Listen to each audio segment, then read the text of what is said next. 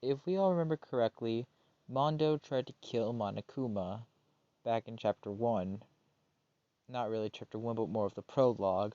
The point I'm trying to say is Mondo tried to kill him and almost died in the process. This is probably the worst way I started a video, but screw it. I'm not going to edit this out. I'm just going to get this over with. What if Mondo was killed by Monokuma? Simple video title. That's all I gotta add. What would happen? Everyone's favorite biker gang leader had a sad fate where he just exploded. That's just all. Exploded. Nobody was able to stop him in time. He either Kyoko Kyoko just doesn't tell him to do it, or Kyoko does try, but Mondo doesn't listen. So let's do this video. What would happen if Mondo was exploded in a Danganronpa Trigger Happy Havoc? So time to go at the beginning part, where in the original timeline, Mondo held Monokuma up and tossed him up because Kyoko told him that he was going to explode. In this timeline, Mondo does not listen to Kyoko's advice. Mondo doesn't hear a sound, like how the others didn't, and would just taunt Monokuma. This would cause Mondo to explode alongside Monokuma, thus ending his run in the killing game a lot earlier. With that being said, Monokuma would be like, this is what happens when you listen to the... Should I do a Monokuma impression? I'm tempted to.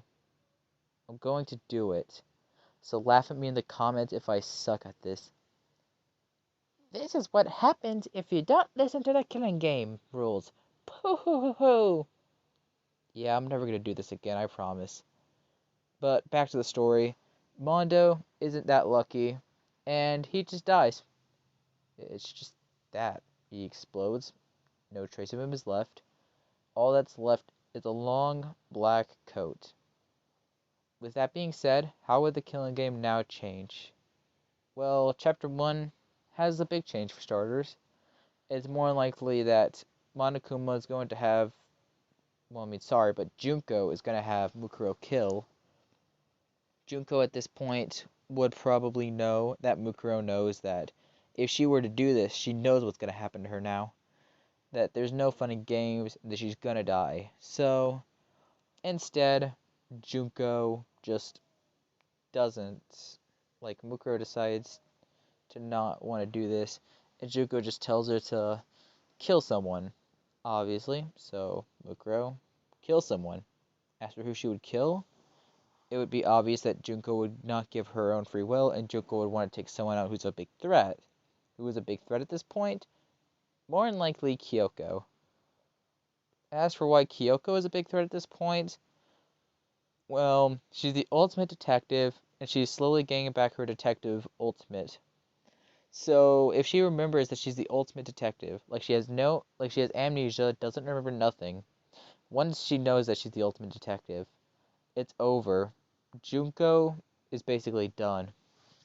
So it's best to take out someone like that, so she can continue her reign of the killing game, which would have Mukuro, who's the ultimate soldier, who would more than likely defeat Kyoko in a fight, would more than likely then straight after have a trial.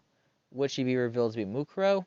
More than likely not. She'll probably keep the Junko facade, and would probably act out in some type of, no, I don't want to die, kind of like how Leon did. So, chapter 1 has that kind of ending where nothing really, like, there's obvious big changes now. For starters, you have 3 characters who are dead instead of the 3 original that die in the original. Okay, should be more specific, but 2 characters that died in the original. So, you had Kyoko and Mondo dying, with Mondo being the prologue, the Monokuma example death instead, and Kyoko being the victim instead, with Junko/Mukuro being the culprit. So, chapter 1 basically ends in a different route, with Leon Asayaka still being alive in the killing game. So, the original chapter 2 motive was basically this. Embarrassing secrets. We already know that. Don't state the obvious, Sherlock. But really, how is it gonna go? In the original timeline, Mondo killed Chihiro. Without Mondo, who's going to kill Chihiro? In fact, does Chihiro die? Short answer, no. No Mondo means Chihiro would have to find a different way to reveal himself as a guy. I don't think he would kill, very out of character, so he's more likely safe. So Chihiro is not going to die in Chapter 2, thankfully. But who will die? Well, just judging by everyone's secret, there's really only two characters. Celeste, basically because she's Tiko Yasuhiro, or Toko because she's Genocide Show. Now, I'm not going to go for Toko because without her, Ultra Despair Girls is literally going to be a dark ending. So it's best to say Celeste. But Celeste wouldn't want to get her own hands dirty. She wouldn't kill because of that secret. She would have someone else kill so she could keep her secret safe. As for who she would have kill, well, it's obvious. She manipulated someone to kill in the original timeline. It was Hifumi. But who would she have Hifumi kill? Now, most people are going to state the obvious Taka, but here's the thing. Without Mondo being his bro, Ishimaru is not depressed to turn into Ishimondo. Ishimaru is his normal self, for the most part. He has no Mondo, and he's basically what he was in the original. Yelling at people, telling them not to break any of the school rules, you know, all that kind of stuff. So, without being said, Ishimaru would more than likely not die because that whole thing is keeping him safe, where he ain't going to die because of that. Chihiro would more than likely not die either, as it's basically one of those things where Celeste would have no real reason to take Chihiro out. Same with the others. She'd probably go for someone gullible who would fall for it. As for who it would be, it would more than likely be someone like Leon, who I'm going to go with. Leon's an idiot, so it's easy to trick him into killing, so Celeste would just have Leon trick him in to get him into some type of room, have Ifumi use a hammer, and bash him in the head. Would Celeste kill? Most than likely not. She ain't gonna kill so her secret gets revealed. There's no real reason she'd want to do that. Celeste doesn't really want to do that kind of stuff. She's basically someone who wouldn't waste her time because of that. If she were to trick someone like Hifumi to do it, it would be more believable, and it would mean that she'd have to get someone else's hands dirty so she could stay alive. Now, you don't get punished for manipulating someone, shown with V3 when Kokichi kills Gonta, so Celeste is safe. Hifumi ends up getting executed by the end of the trial, and Celeste is painted as the bad guy. Also, Byakuya might still tamper with the crime scene. An interesting idea could be Byakuya and Celeste working together, maybe? Like, some type of agreement like, oh, I found out you're gonna trick Hifumi to kill. I won't rat you out on one condition, and that I get to tamper with the crime scene because Toko's a serial killer, genocider show, all yada yada. It might actually be more believable that Leon would die to genocider show because of it, but the only evidence would be that genocider show doesn't hit with people, like she doesn't go after hard objects, and she only uses her scissors, and whenever she crucifies someone, it's with scissors, not with rope. So, for the most part, that would kind of be where it ends. Chapter 2, kind of the same, but has a mixture of a chapter 3 with it as well. So now it is time to go to chapter 3, and I would assume Celeste would try to kill, but however, it would be an obvious trial, like even more obvious than the original. So I'd assume Yasuhiro would take her spot instead, killing her. But now you need a second victim. As for who the second victim is, I would have it be one of those things where, kind of like how Danganronpa 2 and V3 done it, someone walks in on the crime scene, Hiro sees them, he's like, oh crap, dude. Yeah, I had to do my best stoner accent there, but, oh crap, dude, I'm scared. I don't know. Insert a random weapon for Hiro to kill. I'm sorry, I'm gonna stop with the voice impressions. I'll never do it again, I promise. Maybe. Okay, let's go back to the video. So, in conclusion, as for who would walk in, I'd probably have it be someone like Ishimaru. Though a lot of Taka fangirls slash fanboys would be like, don't kill Ishimaru, he's the best character. I can see why he's the best, but he makes sense dying. No Ishimaru development, meaning that I don't really see him living at the end. I mean, Aoi could die instead. It's one of those things where one of them is going to die and the other one will live. It just depends on who you would rather have live and die. Personally, Aoi's the best choice because she would get character development still. So, Chapter 3 ends with Hifumi. Well, not Hifumi. I'm confusing my first video. God. But Chapter 3 ends with Yasuhiro killing Celeste and Aoi or Aoi Taka, depending on who you would want to add into that situation. Personally, I go with Taka. Time for Chapter 4, and nothing really changes. Nothing really changes. I mean, someone might not get hit, like Sakura won't get hit in the head with a bottle, like, unless Saika or Chihiro does it, which I do find very out of character. Like, Saika wouldn't find out of character, Chihiro would honestly find out of character.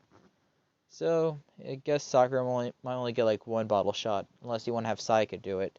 But I think she'd trust Sakura. Other stuff that could change. If we're going with the route that Aoi's dead instead of Ishimaru, then Chapter 4 is honestly speed run. It kind of goes the same for the most part, though. Most of Chapter 4 goes the same, whether Aoi die or Ishimaru dies, so kind of the same thing. Now, Chapter 5 has no changes with no characters like Aoi or Yasuhiro, who didn't really matter here. But Kyoko mattered, and she's dead. So who's going to die, or who's going to replace her? Well, looking through all the characters who could play an important role for the story, Chihira's our best bet, I guess. Like, if I had to be a betting man, I'd go with Chihiro being the character who has to help Makoto with everything else. So, yeah, Saiko would probably also work. It'd be one of those two. For the most part, this chapter could go the same. Ultra Ego being destroyed would probably get Chihiro some type of development, like where he's like, oh crap, I wasn't expecting this. See, I didn't impersonate. I hope you guys are happy. But anyway, we would have one of those things where it's like that, where chapters basically go the same. Chapter 5's just the same, like how Chapter 4 is, with like some small little tweaks, but not really too many big tweaks, but not many people are going to notice it. Those are like the real changes there. In conclusion, Chapter 5 goes through and through. Chapter 6 is again, through and throughout, the same thing, with our surviving cast being that of Makoto, Byakuya, and Toko still. Aoi possibly if Ishimaru's taking her spot, I don't know. It just depends on what you feel. I personally like Aoi more. And then Chihiro and Saika surviving in Yasuhiro and Kyoko's spot. So, to the people who are wondering about anime-wise and Ultra Despair Girls-wise, I could probably see a lot of the characters really helping. Like, Sayaka would replace Kyoko as Makoto's lover. Uh, Chihiro could be involved with Ultra Despair Girls, possibly. Like, if he's not put into the future arc killing game, then he's for sure going to be in Ultra Despair Girls. One of those things where he could probably do one of those two. Doesn't really matter. He could be a pretty important character. Ishimaru depends on if he's replacing Aoi. I could see him helping though. He could probably be in the future arc anime if he did survive. I could see him being helpful there. He would probably also help during the courtroom for Makoto.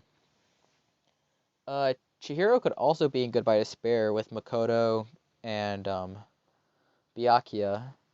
Like, have Chihiro and Saika both there, maybe? I could see it. I could honestly say both of them would work here. It depends, like, who you view best. I view both equally as best options. would kind of be cool to see the person who programmed Chiaki. I'd like to see how Hajime would react to that. But those are really all the changes. Chapter 4, 5, and 6, like, the early game has a lot of changes. But then, like, the later game, there's really no changes. I mean, like, I haven't played Trigger Happy Havoc in a long time. And I know Kirigiri is a super important character. So I may be, like, forgetting key important roles. So, hope you enjoyed this video. It's gonna be my last Danganronpa video for a while, because, I mean, I have ideas, it's just, I'm picking up new interest of animes and mangas. If you want a hint for the next video, it's a bizarre one. It's a bizarre what if.